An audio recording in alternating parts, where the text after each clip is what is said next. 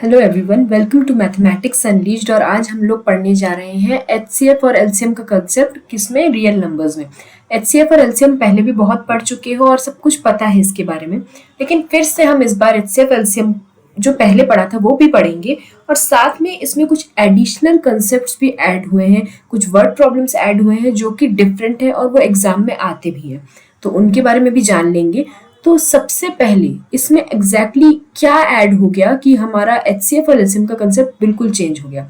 HCF और LCM वही concept है, आपको सेम वही तरीके से अब देख ही रहे होंगे। लिस्टिंग आउट मेथड है, उसके बाद लॉन्ग डिवीजन मेथड है, प्राइम फैक्टराइजेशन मेथड है। तो इन मेथड्स में तो आपको दिख ही रहा होगा कि एचसीएफ एलसीएम वही वाले मेथड से फाइंड करना है, लेकिन कुछ डिफरेंट यहाँ पे ये होने वाला है कि जो वर्ड प्रॉब्लम्स है उसमें आपको घुमाया जाएगा। एग्जाम में कुछ ऐसे टफ वर्ड प्रॉब्लम्स बनाए जाएंगे कि जिसमें आप घूमते रह जाओगे और वो आपके सर के ऊपर से चला जाएगा। तो वही वर्ड प्रॉब्लम्स को आज फोकस करेंगे। और फिलहाल ये हमारा नया सेटअप है, व्हाइट बोर्ड वाला सेटअप भी हमारे पास है। जब कभी मुझे लगेगा कि व्हाइट बोर्ड पे बेटर कोई चीज एक्सप्लेन की जा सकती है तो उसमें करेंगे।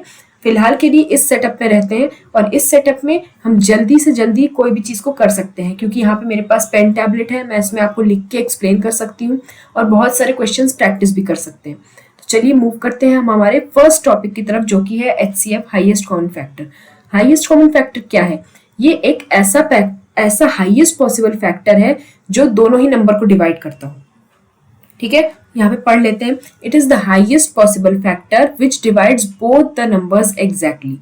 दो नंबर का हमको बोला गया है, मान लो एचसीएफ निकालना है, तो एचसीएफ निकालने का तरीका क्या है? दोनों का प्राइम फैक्टराइजेशन निकालो, उसके बाद वहां से हाईएस्ट जो फैक्टर कॉमन आ रहा है उसको कॉमन लेंगे।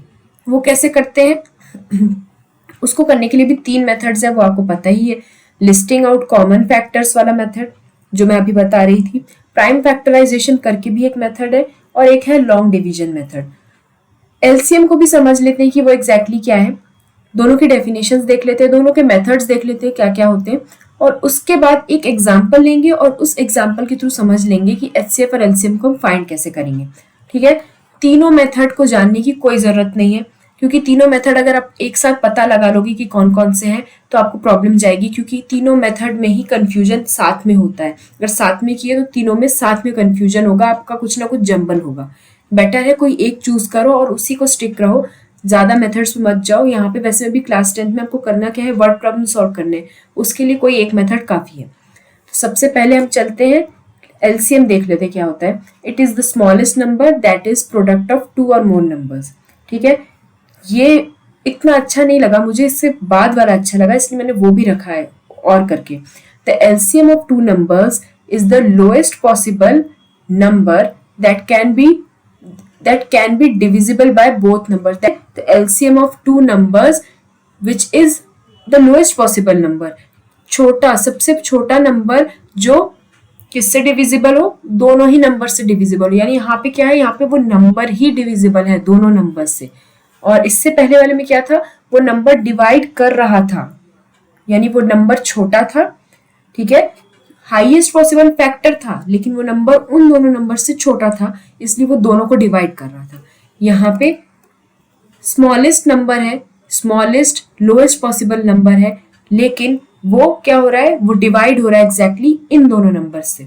ठीक है, तो यहाँ पे लोएस्ट हाईएस्ट का बहुत कंफ्यूजन रहता है। एग्जाम्पल लेंगे तब पूरी बात क्लियर हो जाएगी कि एग्जैक्टली लोगों को कहाँ पे क्या कंफ्यूजन रहता है। 3 ways to find LCM: listing method, prime factorisation and again division method. ये तीनों मेथड्स आप लोगों को आपने किए होंगे, तीनों मेथड्स आपको बताए गए होंगे पहले की क्लासेस में। तीनों की ओर मत जाओ, कोई एक चूज करना है। ठीक है, यहाँ पे हम चलते हैं, और मैं जो मेथड चूज कर रही हूँ वो आपको भी बता देती हूँ। बेस्ट मेथड्स है, और इन दोनों को ही लेके स्टिक रहो तो ज्यादा प्रॉब्लम नहीं जाने वाली आगे। यहाँ पे ध्यान दो, find HCF and LCM of 90 and 144। दो नंबर्स दिए गए हैं, 90 और 144। 90 के देखो फैक्टर्स यहाँ पे, 3 का square, 2 to the power 1, 5 to the power 1। ये कैसे निकलता है? ये निकलता है फैक्टर्स प्राइम फैक्टराइजेशन करने से। मैंने यहाँ पे प्राइम फैक्टराइजेशन किया और इसके फैक्टर्स निकाल लिए। कैसे करते हैं? 90 यहाँ पे लिखा और ऐसा नंबर ढूंढा जो इसको डिवाइड कर सके, तो 3 कर सकता है। 3 3 9, पास में 0, 3 1 0, 2 5 ज़ा 10 एंड 5 1 ज़ा 1, ठीक है, 5 1 ज़ा 5। तो ये हमारे हो गए फैक्टर्स। वैसे ही मैंने यहाँ पे 144 के भी फैक्टर्स निकाले। 2 से सबसे पहले डिवाइड किया क्योंकि यहाँ पे पीछे 4 दिख रहा था, तो हमेशा आपको डिविजिबिलिटी भी काम आएगी, तो वो अगर पता हो तो बेस्ट रहेगा। 144 की डिविजिबिलिटी से पता चल रहा है, देखो लास्ट में 4 दिख रहा है जो कि इवन नंबर है, तो यहाँ पे 2 आएगा, 2 से डिवाइड करेंगे। ऐसे मैं डिवाइड करती गई और फैक्टर्स निकाली। यहाँ पे मैंने फैक्टर्स को लिस्ट कर दिया। फैक्टर्स निकालना अभी तक आपको आ चुका होगा, तो मैं इस पे ज्यादा ध्यान नहीं दे रही, ठीक है। 90 के फैक्टर्स ये रहे, 144 के फैक्टर्स ये रहे। यहाँ पे मैंने क्या किया, इनको एज अ पावर लिख दिया, 3 का स्क्वायर। यहाँ पे 2 3 दिख रहे थे, इसलिए मैंने 3 का स्क्वायर ही लिख दिया। अब ये पावर्स लिखने से मेरे को क्या फायदा हो रहा है कि यहाँ पे जो लोएस्ट एक्सपोनेंट रहेगा, यानी लोएस्ट जो पावर रहेगी, वही हमको सिलेक्ट करना है, ठीक है। और किन नंबर का सिलेक्ट करना है, जो कॉमन है। 3 दोनों में दिख रहा है, 2 दोनों में दिख रहा है, यानी 3 और 2 दोनों में फैक्टर्स हैं, लेकिन इसके पावर्स चेक करो, पावर्स जो कम होगा ना वही वाला सिलेक्ट करेंगे। तो यहाँ पे 2 और 2 दोनों में सेम है, तो कोई एक कोई उठा लो, ऑब्वियसली सेम है। 1 और 4 में से कम कौन सा है, तो 1 वाला कम है, तो 2 टू द पावर 1 को उठा लो। ये देखो 3 का स्क्वायर लिया और 2 का पावर 1 लिया, 3 का स्क्वायर 9 आया, 2 का पावर 1 आया, तो 2, ठीक है, 9 2 ज़ा 18। यहाँ पे मैंने क्या किया, select common factors with lowest exponents. हमें कॉमन फैक्टर तो उठाने हैं, लेकिन वहां पे क्या होना चाहिए, लोएस्ट एक्सपोनेंट्स होने चाहिए। 3 एंड 2 आर कॉमन फैक्टर्स। अब चलो नीचे चलते हैं। ये देखो मैंने दोनों को मल्टीप्लाई किया, ये हमारा आंसर आ गया। यहाँ पे हमारा हाईएस्ट कॉमन फैक्टर निकल गया, कॉमन भी हो गया, ठीक है, और फैक्टर भी हो गया। हाईएस्ट लोएस्ट का कंसेप्ट आपको अभी भी कंफ्यूज करेगा, इसलिए तरीका याद रखो। सिर्फ एचसीएफ कैसे निकाला हमने, जो लोएस्ट, यहाँ पे देखो जो लोएस्ट एक्सपोनेंट है उसे लिया एचसीएफ में, ठीक है। तो ये माइंड में सेट कर लो। और यहाँ पे हमने क्या लिए, कौन कौन से फैक्टर्स लिए, चूज किए जो कॉमन थे। अब एलसीएम में चलते हैं। देखो एलसीएम में क्या किया, 90 144 ये दोनों हैं, इनको हमने प्राइम फैक्टराइजेशन से फाइंड कर लिया, ठीक है। अब मैं आपको दोनों में ही एक्सपोनेंट वाला तरीका भी बता देती हूँ। वैसे मैं एलसीएम में मुझे एक्सपोनेंट से बेटर प्राइम फैक्टराइज डिवीजन वाला मेथड लगता है, ठीक है, पर प्राइम फैक्टराइजेशन करके कैसे एक्सपोनेंट से सॉल्व करना है वो वाला भी बता देती हूँ। 3 का स्क्वायर वगैरह हमने निकाला प्राइम फैक्टराइजेशन से, फैक्टर्स निकाले, उसको एक्सपोनेंट फॉर्म में लिखा। अब यहाँ पे हमने इससे पहले वाले में एचसीएफ में क्या किया था, लोएस्ट वाले एक्सपोनेंट उठाए थे, यहाँ पे हम हाईएस्ट वाले एक्सपोनेंट उठाएंगे। तो यहाँ पे ग्रेटेस्ट वाले एक्सपोनेंट किस किस में है, दोनों में ही सेम है, तो इनमें से कोई एक ले लेंगे। 2 का और यहाँ पे 2 का, तो यहाँ पे हम दोनों क्या करेंगे, इसमें से दोनों में से कौन सा लेंगे, तो यहाँ पे 4 वाला लेंगे, क्योंकि ग्रेटेस्ट एक्सपोनेंट यहाँ पे दिख रहा है। अब इससे पहले हमने क्या किया था, कॉमन वाले फैक्टर उठाए थे, लेकिन यहाँ पे एलसीएम के टाइम पे हम कॉमन वाले फैक्टर नहीं उठाएंगे, सॉरी हम कॉमन वाले नहीं उठाएंगे, हम यहाँ पे जो सारे हैं, सारे के सारे फैक्टर्स हैं, उनको सबको ले लेंगे। तो यहाँ पे 3 को भी ले लिया, 2 को भी ले लिया और 5 को भी ले लेंगे, तो ये 5 भी आ गया। Select all the prime factors, ठीक है। वहां पे हमें 5 इसलिए छोड़ना पड़ा क्योंकि वो कॉमन नहीं था, वो सेकंड वाले में नहीं था, लेकिन एलसीएम में हमें लेना पड़ेगा। और फिर ग्रेटेस्ट एक्सपोनेंट, तो वहां पे क्या है, 5 के पास एक ही है 1, ठीक है, और यहाँ पे 5 है ही नहीं, पर हमें सब लेना है, इसलिए हमने सबको सिलेक्ट किया। यहाँ पे कॉमन वाली कोई बात नहीं है, तो हमने यहाँ पे ऑल लिखा है, देखो पास में, वहां पे कॉमन लिखा था। तो इसी से डिफरेंस समझ में आ गया एचसीएफ और एलसीएम में एग्जैक्टली क्या डिफरेंस है। एचसीएफ है हाईएस्ट कॉमन फैक्टर है, तो उसमें लोएस्ट एक्सपोनेंट लेंगे, और यहाँ पे एलसीएम है लोएस्ट कॉमन मल्टीपल है, तो वहां पे हम क्या लेंगे, ग्रेटेस्ट एक्सपोनेंट लेंगे। चलो एलसीएम निकाला, यहाँ पे सिलेक्ट कर लिया हमने जो जो यहाँ पे बड़े एक्सपोनेंट्स थे, और उसके बाद मल्टीप्लाई किया तो 720 हमारा एलसीएम आया। अब मैंने यही एलसीएम दूसरे तरीके से भी निकाला है, वो तरीका अगर आप देख लो वो पसंद आएगा आपको, क्योंकि वो इजीली होता है।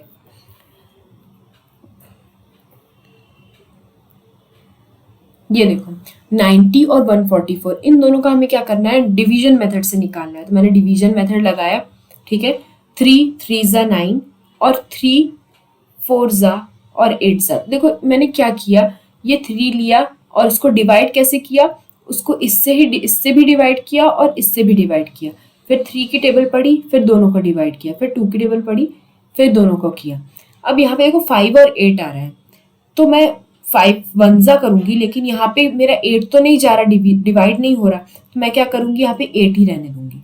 ठीक है, जब कभी भी ऐसा दिख रहा है कि 5 और 8 ऐसे दो दो डिफरेंट नंबर्स दिख रहे हैं और वहां पे हमें क्या फाइंड करना है, एलसीएम फाइंड करना है, तो हम क्या करेंगे, एक को कर देंगे डिवाइड और दूसरा जो नहीं हो रहा है उसको एज इट इज रहने देंगे। अब 2 4 2 2 और 2 1, तो ये हो गया हमारा। अब यहाँ पे मैंने क्या किया, इनको ऐसे फॉर्मेट में लिख दिया, मल्टीप्लाई किया और हमारा आंसर आ गया एलसीएम 720। तो हमने पूरा एग्जैक्ट वे देख लिया और मुझे ये सेकंड वाला बेटर लगा। तो कहीं पे भी आप करोगे तो एलसीएम फाइंड करना है तो ऐसे कर लेना। और हाँ, अगर किसी एक ही क्वेश्चन में दिया है फाइंड एचसीएफ एंड एलसीएम, तो तब ये वाला इकोनॉमिकल होगा क्योंकि आपके ऑलरेडी फैक्टर्स निकले हुए हैं। ये देखो, ये फैक्टर्स एचसीएफ फाइंड करते वक्त ही निकाल लिए थे, तो बेटर होगा ये वाला तरीका ले लो, ये शॉर्ट में हो जाएगा। अगर आपको एलसीएम ही सिर्फ फाइंड करने को कहा गया है तो ये तरीका मत लो, इसमें शायद क्या पता आप कंफ्यूज हो जाओ बाद में जाके। बेटर होगा वो नीचे वाला ले लो जो मैंने आपको प्राइम फैक्टराइजेशन करा लॉन्ग डिवीजन मेथड से करा के दिखाया। ठीक है, तो ये दोनों मेथड्स हैं। अब यहाँ पे मैं आपको बोल रही थी कि यहाँ पे चलते वापस ऊपर, यहाँ पे हाईएस्ट कॉमन फैक्टर है। तो ये फैक्टर और मल्टीपल, ये कंसेप्ट सबसे इंपॉर्टेंट रहता है। ये मुझे पहले लेना था लेकिन मैंने नहीं लिया क्योंकि मैंने आपको ओवर कॉन्फिडेंट होने दिया और आप ओवर कॉन्फिडेंट इस मामले में हो गए कि हमें सब याद है। लेकिन यहाँ पे आपको पक्का एक चीज याद नहीं होगी और वो चीज होगी फैक्टर और मल्टीपल में डिफरेंस। फैक्टर्स क्या होते हैं, 10 के फैक्टर्स बोलूंगी तो आप कैसे निकालोगे, 2 5 10, 2 और 5 तो है ही है, 1 तो सबके फैक्टर होता ही होता है। ठीक है, तो 2 5 10 और 10 खुद का फैक्टर भी होगा, 2 5 10 1 ये सब फैक्टर्स हुए। ठीक है, लेकिन आपने क्या एक चीज नोटिस की कि 2 5 जो भी हमारे ये 10 के फैक्टर्स आए, ये जो भी फैक्टर्स हैं ये 10 से कम ही है। 2 5 1 जो भी है हमारे 10 से कम ही है। ठीक है, 10 को क्रॉस करके बाहर जा रहेगा, 10 से बड़ा कोई फैक्टर कभी देखा है आपने? तो कभी ऐसा हुआ है कि आपने जो नंबर का फैक्टर निकाला है वो फैक्टर्स उस नंबर से बड़े हो? ऐसा नहीं होता। तो ये जो केस दिख रहा है आपको, क्या दिख रहा है कि फैक्टर्स जो रहेंगे वो उस नंबर से पर्टिकुलर छोटे ही रहेंगे। और मल्टीपल जो रहता है उसमें क्या होता है, तो आप क्या करोगे, अब मान लो आपको 5 के मल्टीपल्स बोले गए तो आप मल्टीपल्स के टाइम क्या करते हो, आप सिंपल क्या करते हो, उसकी टेबल लिख देते हो, 5 1 5, 5 2 10, 5 3 15, 5 4 20। तो ये क्या हो गया, 5 10 15 20 25 30 35 40, ये क्या होगा, ये सारे 5 के मल्टीपल्स हो गए। ठीक है, तो इतना तो इजी है मल्टीपल और फैक्टर्स, लेकिन इन दोनों के बीच का डिफरेंस पता होना चाहिए। फैक्टर्स में क्या रहता है, जो भी नंबर का हम फैक्टर निकालते हैं वो फैक्टर्स हमेशा छोटे ही आएंगे उस नंबर से। हम मल्टीपल में क्या होता है, मल्टीप्लाई करते जाते हैं और वो चीज बढ़ती जाती है। तो मल्टीपल में हम क्या करेंगे, मल्टीप्लाई करते जाएंगे और जो भी मल्टीपल्स आएंगे वो उस नंबर से तो बड़े ही होंगे। ये दोनों चीजें माइंड में सेट कर लो, फैक्टर्स और मल्टीपल्स। अब हाईएस्ट कॉमन फैक्टर और लोएस्ट कॉमन मल्टीपल में क्या डिफरेंस होगा, एचसीएफ जो भी होगा वो जो नंबर गिवन होंगे ना हमें वर्ड प्रॉब्लम में, उससे तो कम ही आंसर आएगा। ठीक है, और जो नंबर हमें वर्ड प्रॉब्लम में मिलेंगे अगर उसका एलसीएम फाइंड कर रहे हैं तो जो भी नंबर निकलेगा, जो भी आंसर निकलेगा, अगर वो हमें एलसीएम निकाल के फाइंड कर रहे हैं तो वो उन दोनों नंबर से या वो 3 नंबर से ज्यादा ही होगा। तो ये चीज आपके माइंड में अभी क्लियर हो चुकी है। अब हम नेक्स्ट कंसेप्ट की तरफ चलेंगे, जो पॉइंट्स आपको याद रखने हैं उसकी तरफ चलेंगे। तो ये कुछ इंपॉर्टेंट पॉइंट्स है, एचसीएफ और एलसीएम को हमें याद रखना है। ठीक है, तो एचसीएफ और एलसीएम को ही याद नहीं रखना है, उसके साथ कनेक्टेड कुछ इंपॉर्टेंट पॉइंट्स है जो हमें वर्ड प्रॉब्लम सॉल्व करने में हेल्प करेंगे। तो वो वर्ड प्रॉब्लम्स के लिए बहुत इंपॉर्टेंट है और ये दोनों पॉइंट्स अपने माइंड में बिठा लेना है। एचसीएफ कोई भी 2 नंबर का निकालते हैं, मान लेते हैं कि हम 30 लेते हैं और 20 लेते हैं, इन दोनों का हमें क्या निकालना है, एचसीएफ निकालना है, यानी हाईएस्ट कॉमन फैक्टर क्या है इन दोनों का, हमें ये फाइंड करना है।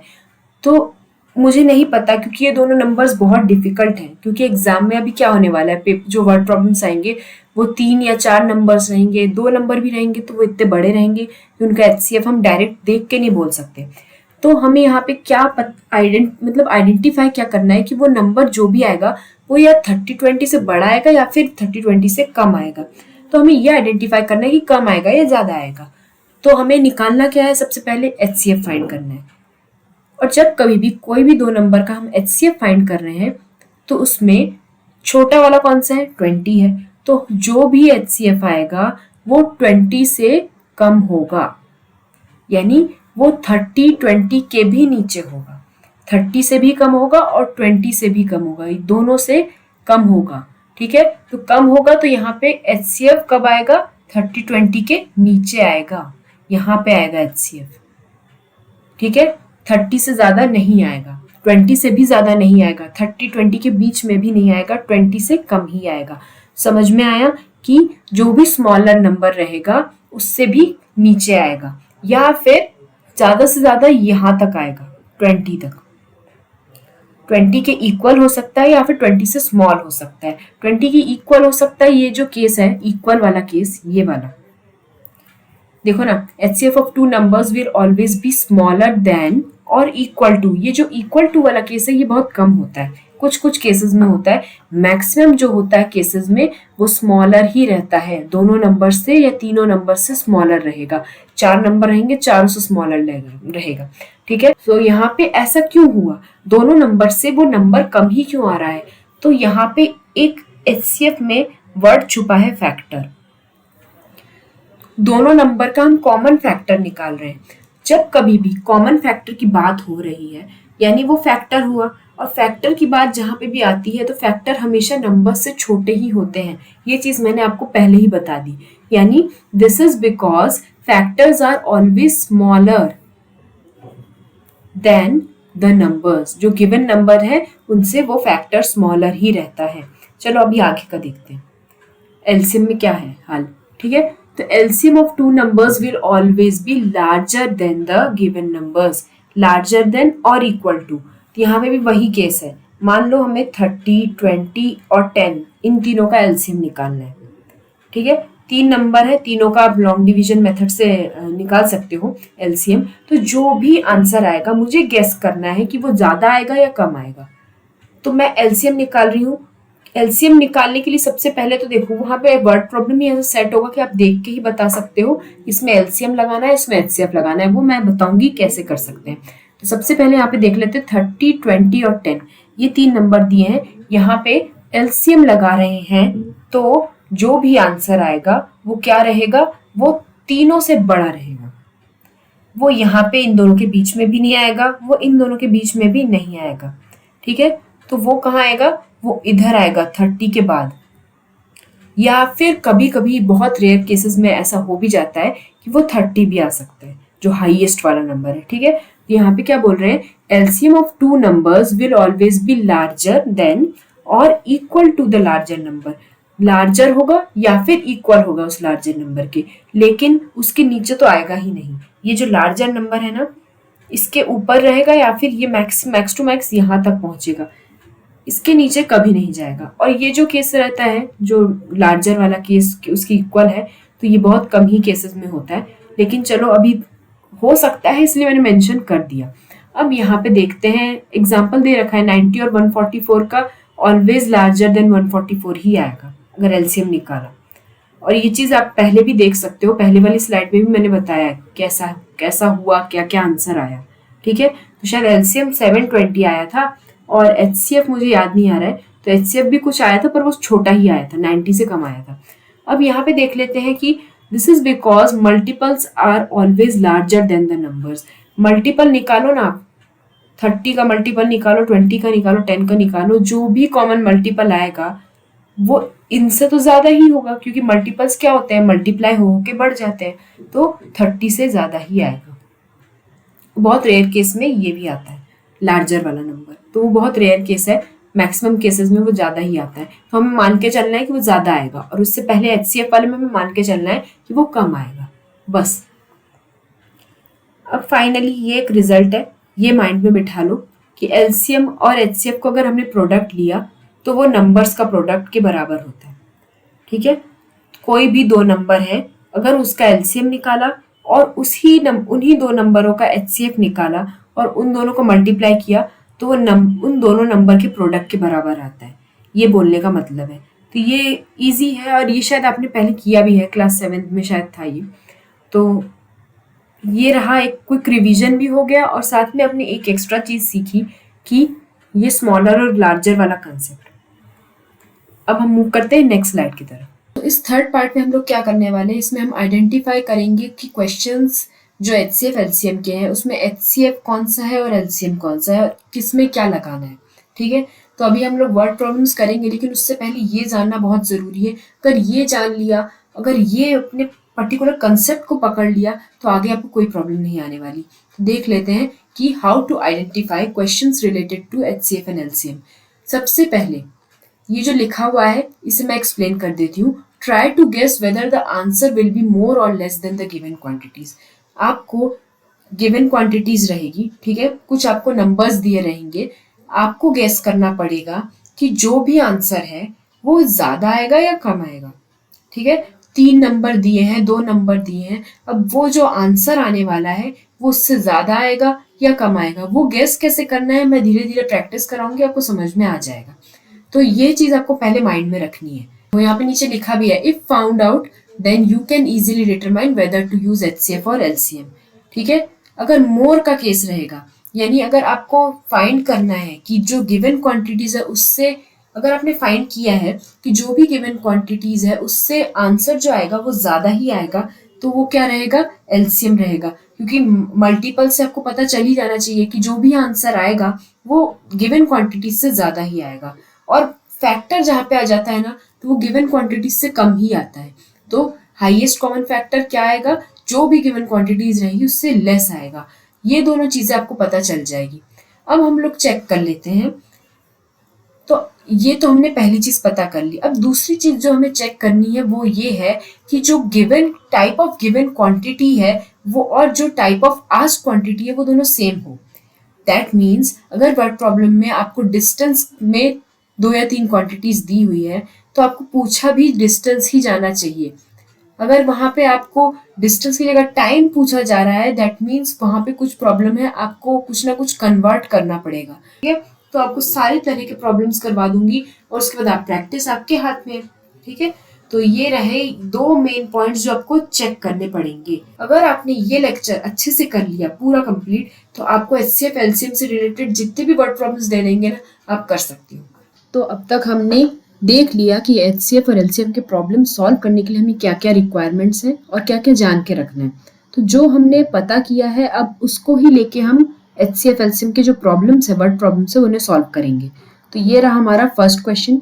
In a seminar the number of participants in English, Hindi, maths, जो भी 3 सब्जेक्ट हैं उनके नंबर ऑफ पार्टिसिपेंट्स दे दिए हैं। सेमिनार कॉम्पिटिशन होने वाला है। ठीक है, अब हमें रूम्स में उनको इक्वली बिठाना है। Find the minimum number of rooms required if in each room the same number of participants are to be seated and all of them being in the same subject। यानी हमें क्या करना है, students को equally divide करना है, same number of students को हर एक रूम में डिवाइड करना है। तो ये हमारी कंडीशन रहेगी। तो जो हमारे मेन क्राइटेरिया है ना, हम उनको एक जगह नोट डाउन कर ले तो बेटर रहेगा। अगर नोट डाउन नहीं भी कर रहे हो तो माइंड में तो रखना ही पड़ेगा। Minimum number of rooms are required, सबसे पहला ये हमारा क्राइटेरिया है कि मिनिमम नंबर ऑफ रूम्स। तो इस पे ध्यान मत दो, इसके बाद के 3 बहुत इंपॉर्टेंट है। Each room should have same number of participants, यानी हर एक रूम में सेम नंबर ऑफ पार्टिसिपेंट्स होना बहुत जरूरी है। No seat in each room should remain empty, यानी कोई भी सीट एक क्लास में खाली नहीं रहनी चाहिए।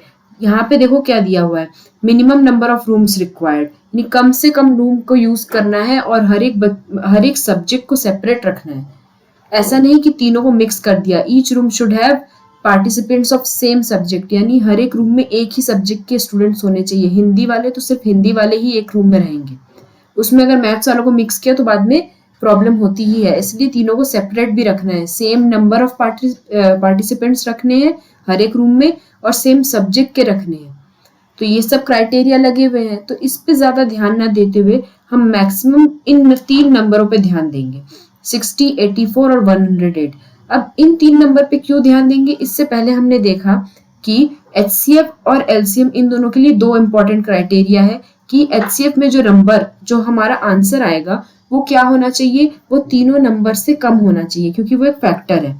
और LCM में क्या होना चाहिए, जो भी 3-4 नंबर दिए होंगे, जो भी डेटा गिवन होगा उससे हमारा आंसर ज्यादा ही आएगा। तो ये 2 इंपॉर्टेंट चीजें हैं, इन दोनों को ही यहाँ पे हमें भी चेक करना है। ठीक है, तो यहाँ पे हम देखते हैं 60, 84 और 108 3 तरह के सब्जेक्ट्स हैं, हिंदी, इंग्लिश और मैथ्स। हमें क्या करना है, इक्वल इक्वल सब्जेक्ट्स को डिवाइड करना है हर एक रूम में, और सब सेम होने चाहिए नंबर।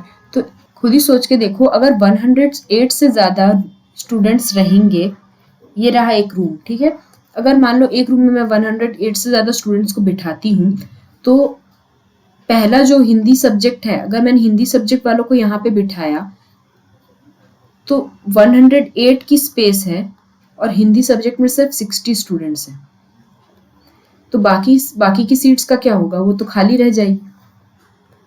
अब हम लेते हैं 84 से लेके 108 के बीच के कितने भी नंबर्स के बच्चे, ठीक है, तो 90 ले लेते हैं। मान लो मैंने एक रूम में 90 स्पेस रखी है, तो ये वाला कंडीशन हमारा नहीं हुआ, क्योंकि यहाँ पे कुछ खाली रह रही है सीट्स, हमें खाली नहीं छोड़ना है, पूरी सीट्स को यूज करना है। तो यहाँ पे देखो ना, यहाँ पे दिया मिनिमम नंबर ऑफ रूम्स हमें चाहिए, ठीक है, तो हम अगर खाली छोड़ते जाएंगे सीट्स और दूसरे सब्जेक्ट के बच्चों को वहां पे घुसा नहीं सकते, सबसे बड़ी बात, तो वो खाली ही रह जाएगी। वैसे खाली नहीं रखना है, पूरे सीट्स को यूज करना है, ठीक है। तो यहाँ पे देखते हैं 108 सीट्स लगा के भी हमारा काम नहीं बना, तो हम यहाँ पे 95 ले लेते हैं। तो यहाँ पे अगर मैंने 95 यानी 84 से लेके 108 के बीच के भी बच्चे लिए, तब भी यहाँ पे कुछ सीट्स खाली रहेगी, क्योंकि पहले सब्जेक्ट में ही 60 स्टूडेंट्स हैं, पहले सब्जेक्ट में 60 स्टूडेंट्स हैं, तो हिंदी वाले बैठ जाएंगे पीछे, तो जगह बच जाएगी। अब एक और रूम लेके देखते हैं, ये वाला भी हमारा सेट नहीं हुआ। अब हम लेते हैं 60 अराउंड बच्चे, यानी 60 ही लेके देखते हैं। तो मैंने मान लो 60 अगर पूरे एक ही रूम में बिठा दिए हिंदी वाले, तो बाकी बचेंगे मेरे 2 सब्जेक्ट। अब मैंने उनको अगर इक्वली डिवाइड भी किया और उनके हिसाब से रूम सेट भी किए, तब भी देखना एक रूम ऐसा आएगा कि जहाँ पे कुछ ना कुछ सीट्स बच ही जाएंगी। यानी हमें क्या करना है, हमें 60 से कम ही लेना है। और जब हमने ऐसा रियलाइज कर लिया, डायग्राम बना बना के हमने देखा, चेक किया, और जब हमने रियलाइज कर लिया कि हमें 60 से कम ही सीट्स चाहिए, तो हमें पता चल गया कि 3 नंबर्स में से लोएस्ट नंबर से भी नीचे हमारी जो है रिजल्ट या फिर जो आंसर है वो 60 से भी नीचे आ रही है, लोएस्ट नंबर से भी नीचे आ रही है वैल्यू, यानी लीस्ट नंबर हमारी आ रही है। तो तब हमें यहाँ से ही आइडिया लग जाना चाहिए कि वो कुछ और नहीं बल्कि फैक्टर होगा, और इसलिए हमें एचसीएफ करना पड़ेगा। क्योंकि एलसीएम में क्या होता है, एलसीएम में तीनों नंबर से ज्यादा ही आता है आंसर, यानी 108 से ही ज्यादा ही आएगा आंसर, लेकिन यहाँ पे तो 108 से ज्यादा आया ही नहीं, ठीक है। तो हमें इतने सारे स्टेप्स में आंसर निकालना ही नहीं है, हमें सिर्फ ये चेक करना है कि अगर मैंने 108 से ज्यादा बच्चे लिए एक रूम में, या फिर 108 भी लिए, तो भी क्या वो पॉसिबल हो पा रहा है, तो यहाँ पे नहीं हो पा रहा है। अगर 108 से ज्यादा वाला ही पॉसिबल नहीं हो पा रहा है, तो ऑब्वियस है कि 60 से कम ही होगा। 60 से कम वाला चेक करके देखो, यहाँ पे एप्लीकेबल हो रहा है कि अगर मैंने एक रूम में 60 से कम बच्चे लिए, तो चांसेस है कि सारे रूम में इक्वल बच्चे आ जाएंगे और सब सब्जेक्ट्स इक्वल डिवाइड भी हो जाएंगे। लेकिन जहां तक मैं यहाँ तक देख रही थी 60 तक, यहाँ तक पॉसिबल नहीं हो पा रहा था, क्योंकि कुछ ना कुछ बच्चे एक रूम में 4-5 बच्चे एक्स्ट्रा बच ही जाएंगे और पीछे की सीट्स खाली रही जाएगी। हमें सीट्स वेस्ट नहीं करनी है, हमें सब सीट्स को इक्वली डिवाइड करना है हर एक रूम में, ताकि कोई भी बच्चा अलग से ना बैठे और सारे रूम्स में इक्वल बच्चे फिल हो जाएं, ठीक है। तो यहाँ पे ये चीज हमें इधर से ही पता चल जाएगी, फर्स्ट स्टेप से ही, कि 108 के ऊपर चेक करके देखो। यहाँ पे अगर आपने चेक कर लिया, 108 के ऊपर चेक कर लिया और आपको पता चल गया कि ये 108 के ऊपर नहीं आ रहा आंसर, तो हमें पता चल जाएगा कि वो 60 से कम है और वो कुछ और नहीं बल्कि तीनों से कम हो रहा है, और इसीलिए ये फैक्टर होगा, एचसीएफ होगा। तो हम आगे देखते हैं सॉल्यूशन, नेक्स्ट पेज पे जाके सॉल्यूशन देख लेते हैं। ये रहा सॉल्यूशन। एचसीएफ निकालना हर किसी को आता है, लेकिन एचसीएफ लगाना है या एलसीएम, यही नहीं डिटेक्ट कर पाते हैं सब। तो देख लेते हैं, number of participants Hindi, English, maths में जो है वो लिख लिए, ठीक है। और उसके बाद वही क्राइटेरियाज यहाँ पे लिखा सिंस करके। थोड़ा तो डिटेल में लिखना ही पड़ेगा एग्जाम में, क्योंकि एक्सप्लेन भी करना है कि हमें कितना समझ में आया है। उसके बाद therefore we need to calculate HCF of 60, 84 and 108, ठीक है। एचसीएफ निकाला, कैसे निकाला, तीनों के फैक्टर्स निकाले, जैसे मैंने बताया था आपको। फिर फैक्टर्स में से जो लोएस्ट एक्सपोनेंट्स है उनको उठाया और कॉमन वालों को उठाया, तो यहाँ पे कॉमन कौन कौन से थे, 2 कॉमन था और 3 कॉमन था। और इसमें लोएस्ट एक्सपोनेंट किस किस के हैं, तो यहाँ पे 3 सेम है इसलिए इसको ले लिया, और यहाँ पे 1 छोटा लोएस्ट एक्सपोनेंट होगा तो इसको ले लिया। बस मल्टीप्लाई करो। हमारे एक रूम में कितने पार्टिसिपेंट आ गए हैं, 12 पार्टिसिपेंट, लेकिन हमें नंबर ऑफ रूम्स पूछा गया है। क्वेश्चन में जाके देखना, वहां पे नंबर ऑफ रूम्स पूछा गया है। तो नंबर ऑफ रूम्स पूछा गया है, हमें ये पता है कि एक रूम में कितने पार्टिसिपेंट हैं, 12, और टोटल नंबर ऑफ स्टूडेंट्स भी पता है, वो कितने हैं। यहाँ पे देखो मैंने टोटल नंबर ऑफ स्टूडेंट्स निकाला है, total number of students, total participants, तो ये हमारे आए 252, और इसको मैंने डिवाइड कर दिया 12 से, तो नंबर ऑफ रूम्स निकले। ये तो बहुत ही ईजी है, टोटल स्टूडेंट्स पता है और बैच में कितने स्टूडेंट्स है वो पता है, 12 स्टूडेंट्स है, तो डिवाइड करो, नंबर ऑफ रूम्स निकल आएंगे। तो 21 रूम में 12 बच्चों को बिठाएंगे, तब जाके सब इक्वल सब्जेक्ट्स में और सारे रूम्स में इक्वली बच्चे डिवाइड हो जाएंगे। तो ये था हमारा पहला प्रॉब्लम, और ऐसे ही प्रॉब्लम रहते हैं मैक्सिमम HCF वाले। अगर आपको नोट्स चाहिए तो नोट्स डिस्क्रिप्शन बॉक्स में अटैच हो जाएंगे, तो उसकी टेंशन नहीं लेनी है। बस मेन ये है कि आप पूरे लेक्चर को अच्छे से देखो, थॉरोली देखो, और लास्ट में जाके नोट्स डाउनलोड करो। नोट्स तब काम आते हैं जब कोई चीज समझ में आई हो। तो ये देखते हैं अब सेकंड क्वेश्चन, ठीक है। 3 sets of English, Hindi, Maths book have been stacked in such a way that all the books are stored topic wise and height of each stack is same। यानी हर एक स्टैक की height same है, ठीक है। ये चीज बता दी है, 3 बुक्स बता दी है, तीनों बुक्स के कितने नंबर हैं, मतलब कितने बुक्स हैं, इंग्लिश के कितने बुक्स हैं, हिंदी के और मैथ्स के कितने बुक्स हैं, ये भी बता दिए गए हैं यहाँ। तो अब हमारे पास मेन क्या है, assuming that the books are of same thickness, determine the number of stacks of English, Hindi and Maths book। ठीक है, तो हमें नंबर ऑफ स्टैक पूछे गए हैं। सबसे पहले हमें ये भी चेक करना है, देखो मैंने 2 चीजें बताई थी चेक करने के लिए, कि क्या जो गिवन है वही पूछा है कि नहीं, वो चेक करो। तो यहाँ पे गिवन क्या क्या है, कि इंग्लिश, हिंदी और मैथ्स के कितने बुक्स हैं वो गिवन है। तो हमें पूछा भी क्या जाना चाहिए, नंबर ऑफ बुक्स पूछा जाना चाहिए। देखते हैं हमें वो पूछा है कि नहीं। डिटरमाइन नंबर ऑफ स्टैक्स बोला है, नंबर ऑफ बुक्स दे रहे हैं और डिटरमाइन नंबर ऑफ स्टैक्स बोल रहे हैं। यहाँ पे ध्यान दो, ये क्या दिया है हमें, नंबर ऑफ बुक्स दिया है, ठीक है, नंबर ऑफ बुक्स। और ये क्या है, पूछा गया है हमें नंबर ऑफ स्टैक्स। जो गिवन है वो पूछा नहीं गया है, बुक्स दिए हैं और पूछ रहे हैं स्टैक्स। जब ऐसा केस रहे तो यानी मामला कुछ गड़बड़ है। तो ऐसे केस में हम लोग क्या करेंगे, सबसे पहले नंबर ऑफ बुक्स को नोट डाउन कर लेंगे कि कौन कौन से हैं हमारे पास बुक्स।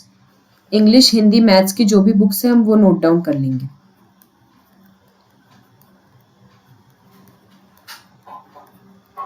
अब हमें इसमें क्या करना है, इसमें स्टैक्स में डिवाइड करना है। तो स्टैक्स यानी पूरा बंडल, जहां पे हमें इंग्लिश, हिंदी, मैथ्स को सेपरेट भी रखना है और उनकी हाइट सेम है, इसलिए मुझे सारे स्टैक्स जो है उनमें इक्वल बुक सेट करने हैं। सबसे पहले हम क्या करते हैं, इसमें चेक करते हैं कि इसमें HCF लगेगा या LCM लगेगा। तो ये रहे हमारे नंबर ऑफ बुक्स, और स्टैक्स में क्या करना है, वही सेम चीज करनी है, equal number of books divide करना है, ठीक है। और इक्वल नंबर ऑफ बुक्स मतलब हर एक स्टैक में इक्वल बुक्स आनी चाहिए, इसलिए अगर मैंने एक स्टैक में 336 से ज्यादा बुक्स लगा दी तो ऑब्वियस है इसकी हाइट तो छोटी पड़ जाएगी, क्योंकि इंग्लिश की जो स्टैक रहेगी उसमें 96 ही बुक्स आएंगे, और मैथ्स की बुक में मैथ्स का जो स्टैक रहेगा उसमें 336 बुक्स आ जाएंगे, तो हाइट एक की बड़ी हो जाएगी और एक की छोटी रह जाएगी। तो मैं 336 से ज्यादा तो ले ही नहीं सकती एक स्टैक में, क्योंकि हाइट का डिफरेंस आ जाएगा। तो मुझे ऑब्वियस है 96 से कम ही लेना पड़ेगा। इसी से पता चल गया 96 से कम अगर मैं हर एक स्टैक में लूंगी तो शायद मेरे इक्वल स्टैक्स बन जाए और हाइट भी सबकी सेम रहे। तो इसलिए मैं क्या लगाऊंगी यहाँ पे, अगर 96 से कम जा रहा है यानी जो शॉर्टेस्ट हमारा नंबर है, जो स्मॉलेस्ट नंबर है उससे भी नीचे आ रही है वैल्यू, यानी HCF लगेगा। और HCF फाइंड करने के लिए हम क्या करेंगे, तीनों नंबर्स के तीनों नंबर के प्राइम फैक्टराइजेशन से प्राइम फैक्टर्स निकाल के और एक्सपोनेंट्स से सिलेक्ट करके कॉमन वाले हम HCF निकाल लेंगे। तो हम अब चलते हैं सॉल्यूशन की तरफ और देखते हैं सॉल्यूशन में HCF कैसे फाइंड किया गया। ये रहे हमारी तीनों बुक्स, ठीक है। Number of stacks of English, Hindi, maths find करने हैं हमें। गिवन क्या है? Books, number of books given है और फाइंड क्या कर रहे हैं हम? Number of stacks. जब ऐसे मिसमैच रहे तो हमें कुछ डिफरेंट करना पड़ेगा। तो यहाँ पे देख लेते हैं, यहाँ पे मैंने लिखा भी हुआ statement, but to find number of stacks we need to find the number of books in each stack. ठीक है, हमें नंबर ऑफ स्टैक्स फाइंड करने के लिए बुक्स तो कितने हैं वो तो पता करें कि हर एक स्टैक में कितनी बुक्स आ रही हैं, वही तो नहीं पता। तो वो फाइंड करने के लिए क्या कर रहे हैं हम? Since number of books need to be same in all stack, ठीक है, तो बुक्स हमें क्या चाहिए? सब में सेम लगानी है, इसलिए नंबर ऑफ बुक्स को हमें इक्वली डिवाइड तो करना ही पड़ेगा हर एक स्टैक में। ठीक है, ये कितनी बुक्स है हमें नहीं पता और कितनी बुक्स है ये पता है, लेकिन कितने स्टैक्स है ये नहीं पता। तो उसके लिए हमने क्या किया, स्टैक्स तो हम अब फाइंड नहीं कर सकते, लेकिन हर एक स्टैक में कितनी बुक्स है वो फाइंड कर सकते हैं, क्योंकि हमें नंबर ऑफ बुक्स दिए हुए हैं। और अगर हमने HCF निकाला तो हमें number of books in each stack ये पता चल जाएगा। तो मैंने क्या किया, HCF निकाला, तीनों का प्राइम फैक्टर्स निकाला, ये रहा, और इसमें से कॉमन वाले और लोएस्ट पावर वाले सिलेक्ट कर लिए। तो इसमें से देखो 2 मेरा कॉमन जा रहा है और 3 कॉमन जा रहा है, तो मैंने इसमें क्या किया, जो लोएस्ट वाला पावर था वो वाला सिलेक्ट कर लिया। ये देखो, ये रहा हमारा लोएस्ट पावर वाले और ये रहा हमारा HCF। यानी हर एक स्टैक में मिनिमम हमें कितनी बुक्स रखनी है? 48 बुक्स रखनी ही है। ये रही, हर एक स्टैक में 48 बुक्स कंपल्सरीली रखनी ही है, तभी वो इक्वल स्टैक्स में डिवाइड होगी। लेकिन हमें नंबर ऑफ स्टैक्स तो पता नहीं। एक और चीज़ है, यहाँ पे इंग्लिश, हिंदी और मैथ्स तीनों का सेपरेट रखना है हमें, तो टोटल मिक्स भी नहीं कर सकते। तो यहाँ पे नंबर ऑफ स्टैक्स कितने हैं इंग्लिश में वो फाइंड करना है, हिंदी में कितने हैं और मैथ्स में कितने स्टैक्स बन रहे हैं। 96 टोटल बुक्स हैं हमारे पास इंग्लिश के, ये तो पता है। उसमें से हमें 48 का एक स्टैक बनाना है, तो यहाँ पे 48 का एक स्टैक रहेगा। डिवाइड करते हैं तो 2 स्टैक्स हमारे टोटल इंग्लिश के बनेंगे। अब एक स्टैक को डिवाइड करो, तुम्हारे नंबर ऑफ स्टैक्स निकल आते हैं। ठीक है, तो हिंदी के मेरे पास 240 बुक्स है, उसमें से मैंने 48 को डिवाइड किया तो 5 स्टैक बनेंगे। बहुत ही ईजी है ये चीज़, तो नॉर्मल डिवीजन है कि आपको टोटल चीज़ दे दी गई है और एक का पता है, तो एक स्टैक का आपको पता है और आपको total books, number of books पता है, तो आप कर लो बस डिवाइड और आपके पास नंबर ऑफ स्टैक्स आ जाएंगे, यानी नंबर ऑफ बंडल्स। तो आपके पास इंग्लिश के 2 बंडल हो गए, हिंदी के 5 हो गए, मैथ्स के 7 हो गए। ये रहे हमारे पास टोटल नंबर ऑफ बंडल्स, 2, 5 और 7। तो यहाँ पे हमने क्या किया, हमने गिवन कुछ और था और पूछा कुछ और गया था। इससे पहले वाले क्वेश्चन में भी सेम था, उसमें भी गिवन कुछ और था, पूछा कुछ और गया। नंबर ऑफ रूम्स पूछे गए थे, तो हमने सबसे पहले क्या किया, स्टूडेंट्स कितने कितने हैं वो इक्वल डिवाइड कर दिए, हमने निकाल लिया नंबर ऑफ स्टूडेंट्स और फिर टोटल वाले से डिवाइड कर दिया, तो हमें नंबर ऑफ रूम्स मिल गया। ठीक है, तो यहाँ पे भी हमने सेम किया, हमें गिवन कुछ और था और पूछा कुछ और गया है। तो हमें नंबर ऑफ बुक्स गिवन है 96, 240, 336। हमने क्या किया, बुक्स गिवन है तो हमने सोचा सबसे पहले स्टैक्स में देख लेते हैं HCF LCM क्या लगेगा।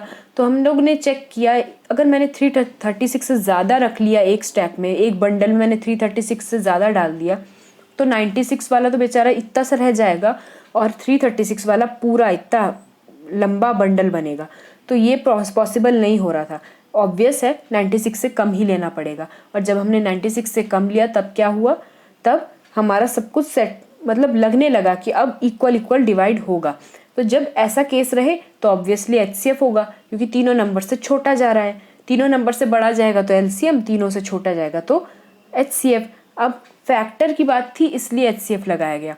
अब हमने HCF लगाया, उसके बाद हमने पूरा HCF से सॉल्व कर लिया, और हमारे पास HCF लगा के सॉल्व करने के बाद हमारे पास क्या आया, नंबर ऑफ बुक्स आए, क्योंकि हमने number of books he given था और हमने number of books he HCF से फाइंड किया।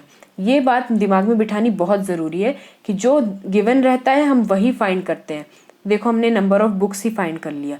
अब एक स्टैक में अगर 48 बुक है तो कितने स्टैक बनेंगे? बहुत इजी है, हर एक का हमें पता है नंबर 96 है, इंग्लिश का 240, 336, तो हमने इनको 40, 48, 48 से डिवाइड कर दिया, नंबर ऑफ स्टैक्स निकल आए। This is that easy. लेकिन अब आपको समझना शुरू करना पड़ेगा कि हमें स्टेप वाइज करना क्या क्या है। तो अब समझ लेते हैं third question. There is a circular path around a sports field, Priya takes 18 minutes and Ravish takes 12 minutes. ठीक है, एक राउंड लेने के लिए 18 और 12 मिनट्स ले रहे हैं ये लोग। Suppose they both started at the same time and same point and go in the same direction.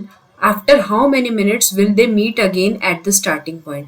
बहुत ही सिंपल सा क्वेश्चन है, समझने में कुछ भी प्रॉब्लम नहीं जानी चाहिए। फिर भी मैं एक बार ड्रॉ करके आपको बता देती हूँ। एक सर्कुलर पाथ है जिसपे रवीश और क्या नाम है, प्रिया, ये दोनों मूव कर रहे हैं। ठीक है, और एक राउंड लेने के लिए 18 और 12 मिनट लग रहे हैं दोनों को। ठीक है, तो प्रिया को लग रहे हैं 18 मिनट्स और रवीश जल्दी क्लियर कर ले रहा है।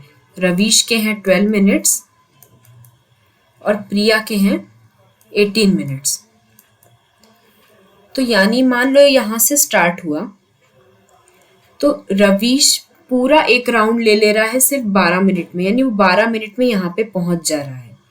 तो रवीश यहाँ पहुंच गया 12 मिनट में, लेकिन प्रिया को 18 मिनट्स लग रहे हैं। दैट मीन्स जब रवीश पूरा एक राउंड लेके यहाँ पहुंचा तो प्रिया यहाँ कहीं थी। 18 मिनट्स पूरे नहीं हुए होंगे तो तब वो पीछे थी रवीश से। ठीक है, तो ये दोनों अब नेक्स्ट कब साथ में आएंगे, यानी एक पॉइंट पे मीट कब करेंगे, तो ये भी आगे जाएगी और रवीश भी आगे जाएगा। ठीक है, तो आगे जाके कोई एक ऐसा पॉइंट आएगा कि जहाँ पे ये दोनों मीट करेंगे। तो ऑब्वियस है कि 18 मिनट से तो ज्यादा का ही टाइम लगेगा। वो कैसे? जब प्रिया यहाँ पहुंचेगी, जब प्रिया यहाँ पहुंचेगी तो रवीश यहाँ पे होगा, उससे आगे ही होगा। यानी प्रिया जब आगे जा रही है तो रवीश और भी आगे निकल जा रहा है क्योंकि वो उससे काफी मिनट्स आगे है। और यही चीज है अब हमें समझनी पड़ेगी कि दो वैल्यूज दी हुई है 12 मिनट और 18 मिनट, और 18 मिनट से भी ज्यादा का टाइम लग रहा है। दो वैल्यूज है 12 और 18 और इन दोनों से भी ज्यादा का टाइम लग रहा है। तो ऐसे केस में क्या हो रहा है? ऐसे केस में ये हो रहा है कि 12 और 18 को पार कर रही है वैल्यू, और जिसकी वजह से हमें पता चल जा रहा है कि यहाँ पे एलसीएम लगेगा। ये चीज बस माइंड में रखनी है। पहले ही क्वेश्चन देखते चेक करो कि एचसीएफ है या एलसीएम है। 2 या 3 वैल्यूज दिखेगी, अच्छे से पढ़ो क्वेश्चन को, एक बार समझ लो और एचसीएफ एलसीएम आइडेंटिफाई करो। वो कर लिया हमने, एलसीएम फाइंड करना है बस। अब क्या है, एलसीएम फाइंड करके देखते हैं। तो सॉल्यूशन चेक करते हैं। ये रहा, एलसीएम निकाल रखा है मैंने। 18 और 12 दोनों का एलसीएम निकालो। 2 9 जा 18, 2 6 जा 12, 3 3 जा 9, 3 2 जा, फिर ये ऐसा हुआ और इसके बाद इसको मल्टीप्लाई किया फाइनली तो 36 आंसर आया। यानी 36 मिनट्स बाद दोनों एक जगह पे आ जाएंगे। यहाँ पे देख लो डायग्राम में, भले ही 36 मिनट्स लगेंगे। ठीक है, तो after how many minutes they will meet again at the starting point. ठीक है, स्टार्टिंग पॉइंट में वापस पहुंचने के लिए दोनों को एक जगह आने के लिए कितना टाइम लगेगा? 36 मिनट्स। तो ये चीज इंपॉर्टेंट नहीं है कि एलसीएम हमने लगाया और वो कैसे फाइंड किया। मेन ये है कि वो क्वेश्चन किस चीज का है, एचसीएफ का है या एलसीएम का, और वो जज करना ही सबसे इंपॉर्टेंट रहता है। तो वो अगर आपने जज कर लिया तो इसके बाद कोई प्रॉब्लम नहीं जाएगी। ये चीज हमने समझ ली। अब एक और क्वेश्चन देखते हैं। लेते हैं फोर्थ क्वेश्चन। फोर्थ क्वेश्चन में क्या बोला गया है? In a morning walk 3 person step off together. ठीक है, इन्होंने वॉक स्टार्ट किया और देयर स्टेप मेजर, यानी एक एक स्टेप के बीच का शायद ये मेजर है। ठीक है, तो समझ लो, इतना ज्यादा ध्यान नहीं देना इंग्लिश में। यहाँ पे ध्यान इस वक्त इधर पे यहाँ यही देना है कि 80, 85 और 90 सेंटीमीटर ये 3 वैल्यूज आपको दे दी गई है कोई स्टेप्स की। देयर स्टेप्स मेजर, यानी एक स्टेप की ही मेजर है। ठीक है, अब हमें पूछा क्या जा रहा है? What is the minimum distance each should walk so that they can cover the distance in complete steps. Obviously वो सारे स्टेप्स मिला के एक डिस्टेंस कवर करने की बात कर रहे हैं। तो दिमाग लगा के देखो थोड़ा सा कि 80 सेंटीमीटर, 85 और 90 सेंटीमीटर जो ये है, ये क्या है? ये स्टेप्स का मेजर है, ठीक है, और डिस्टेंस फाइंड करने को बोला गया है, तो ऑब्वियसली स्टेप्स के मेजर से ज्यादा ही होगा डिस्टेंस, ठीक है ना। तो एक स्टेप का अगर मेजर उनका ये है 90, मैक्सिमम 90 है, तो 90 से भी ज्यादा ही होगा डिस्टेंस, तो क्योंकि जितना चल के जाएंगे वो ऑब्वियसली एक स्टेप से तो ज्यादा ही होगा, ठीक है ना। तो देयर स्टेप्स मेजर उन्होंने बता दिया, और फाइंड करने को क्या बोल रहे हैं? Complete distance. यहाँ पे जो दिया है वही पूछा है, यहाँ पे डिस्टेंस में ही बात की गई है स्टेप्स की, और पूछा भी गया है complete distance in complete steps दी है। तो इन तीनों में 90 को क्रॉस कर रही है वैल्यू, क्योंकि 90 से ऊपर ही आएगा डिस्टेंस, ठीक है ना, एक स्टेप से ज्यादा होगा। देखो यहाँ पे कंप्लीट स्टेप्स की बात की जा रही है, और यहाँ पे उनके स्टेप्स की मेजर बताई जा रही है, यानी उनके हर एक के जो स्टेप हैं वो कितने हैं? 80 सेंटीमीटर है, किसी का 85 सेंटीमीटर है, लेकिन जो कंप्लीट स्टेप्स की बात की जा रही है वो क्या है? वो पूरा इकट्ठा कितने स्टेप्स चल रहे हैं उसका डिस्टेंस, ठीक है ना। तो यहाँ पे क्या बोला जा रहा है? 90 सेंटीमीटर से जो भी होगा वो ज्यादा ही होगा, तो एलसीएम होगा ऑब्वियसली, क्योंकि एलसीएम क्या होता है? तीनों वैल्यूज से ज्यादा ही जाता है, हाईएस्ट को भी पार कर जाता है, और तीनों वैल्यूज में लोएस्ट के नीचे जो रहता है वो होता है एचसीएफ, तो यहाँ पे एलसीएम लग रहा है। अब बस हम देख लेते हैं एलसीएम सॉल्व कैसे किया और नेक्स्ट क्वेश्चन की तरफ चलेंगे। एलसीएम को डिटेक्ट करना थोड़ा इजी जा रहा है मेरे हिसाब से आपके लिए, ठीक है। Steps of 3 person measure this, what ever may be the minimum distance it will be more than the 3 steps. Minimum distance find करने को बोला गया है, लेकिन मिनिमम मैक्सिमम इन शब्दों से हमें कभी भी नहीं समझ में आते, ये कंफ्यूज करते हैं शब्द, तो इनकी ओर ध्यान नहीं देना है।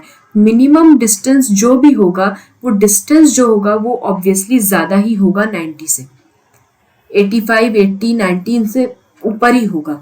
तो हमने क्या किया? एलसीएम लगाया, और एलसीएम लगा के हमने इसकी जो वैल्यू है वो फाइंड कर ली। 12240 सेंटीमीटर के अराउंड आया हमारा, ठीक है। तो एलसीएम फाइंड करना आपको आता है, एचसीएफ फाइंड करना आता है, लेकिन कहाँ किस क्वेश्चन में एलसीएम लगाना है और किस में एचसीएफ, बस यही मेन प्रॉब्लम रहता है सबका, इसलिए मैंने वही प्रॉब्लम को पकड़ा और उसी को आपको एक्सप्लेन कर दिया। अब इसके बाद आपको प्रॉब्लम नहीं जानी चाहिए, ठीक है। तो एलसीएम में फिर भी अगर एलसीएम एचसीएफ में अगर आपको प्रॉब्लम आ रही है तो मैं अलग से एक लेक्चर बना दूंगी जिसमें एलसीएम और एचसीएफ को पूरे अच्छे से समझा दूंगी कि उसमें स्टेप बाय स्टेप होता कैसे है। अगर आपको ऐसा कोई प्रॉब्लम जा रहा है तो do comment in the comment section, मैं आपको फिर से एक्सप्लेन कर दूंगी। तो एलसीएम के जो ये फैक्टर्स दिख रहे हैं मैंने ये मल्टीप्लाई किया, और उसके बाद हमारे पास आंसर आया 12240 सेंटीमीटर। तो मैंने इसको मीटर और सेंटीमीटर में कन्वर्ट कर दिया। तो मैंने मीटर में कन्वर्ट करने के लिए क्या किया? Simple divide by 100, 1 metre equals to 100 centimetre होता है, तो 1 सेंटीमीटर जो भी होगा उससे मल्टीप्लाई किया और नीचे से डिवाइड किया 100 से, तो 122.40। देखो इसको कन्वर्ट करने का तरीका, ये सेंटीमीटर है, 1 मीटर इक्वल्स टू 100 सेंटीमीटर, तो 1 सेंटीमीटर इक्वल्स टू 1/100 मीटर। बस मैंने क्या किया? 12240 सेंटीमीटर को कन्वर्ट कर दिया 12240/100, ठीक है, मीटर में कन्वर्ट कर दिया। ये 0 0 0 और ये यहाँ से डेसिमल लग जाएगा, तो हमारा आंसर क्या है? 122.4। ये 0 कट नहीं हुआ, अब इरेज नहीं करती हूँ, आप समझ लो, ये 0 है, इंटैक्ट है। तो 0 से जब 1224 के अपॉन 10 में रहता है तो क्या होता है? पीछे से एक डेसिमल लग जाता है।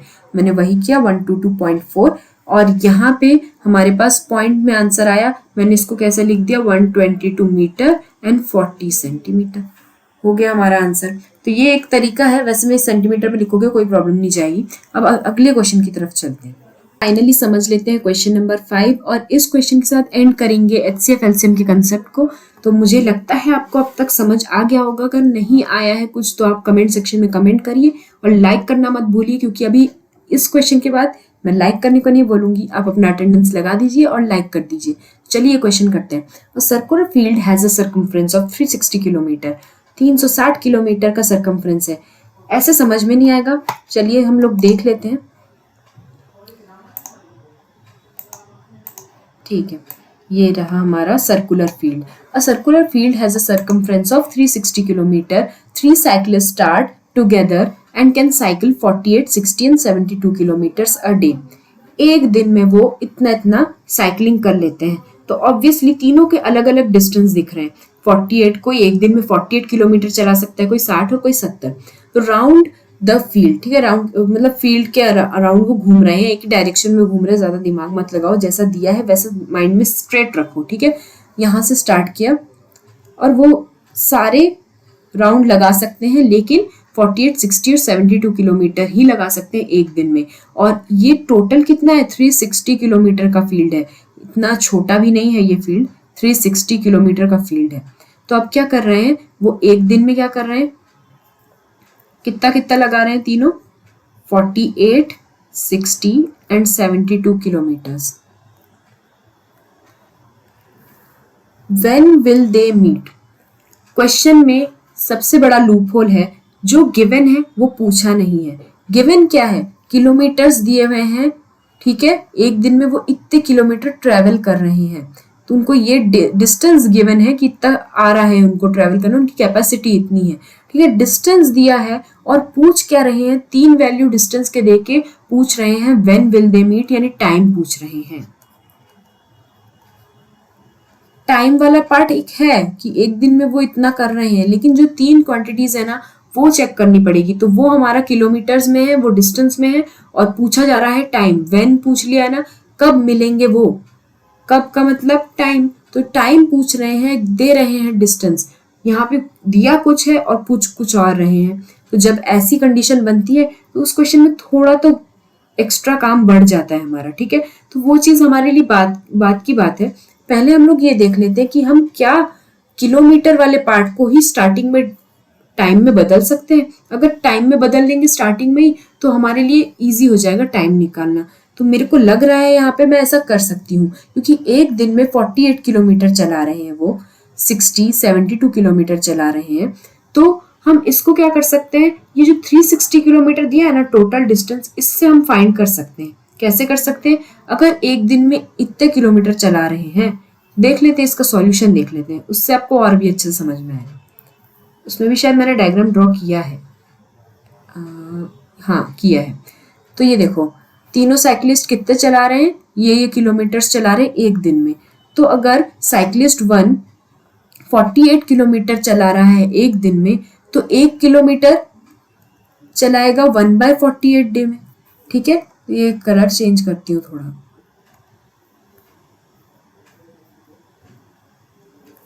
ठीक है. तो 48 किलोमीटर चला रहा है वो एक दिन में, तो 1 किलोमीटर में कितना चलाएगा, 1/48, ठीक है. तो ऐसे 360 किलोमीटर में वो कितना चलाएगा, तो 360 किलोमीटर का दिन निकालना है, कितना दिन तक चलाएगा वो. तो 360 किलोमीटर अगर वो चला रहा है डायरेक्ट साइकिल, तो वो 7.5 दिन तक चलाएगा. तो वो कैसे किया हमने, ये सिंपल यूनिटरी मेथड है. 48 किलोमीटर के लिए इतना है, तो 360 किलोमीटर के लिए वो कितना चलेगा, ठीक है. तो 48 किलोमीटर एक दिन के लिए चल रहा है वो, तो 360 किलोमीटर वो 7.5 दिन के लिए चल रहा है. तो ये पहले साइकिलिस्ट का निकला. अब ऐसे ही ऐसे मैं किसका काउंट करूंगी, साइकिलिस्ट 2 का निकालूंगी, साइकिलिस्ट 3 का निकालूंगी.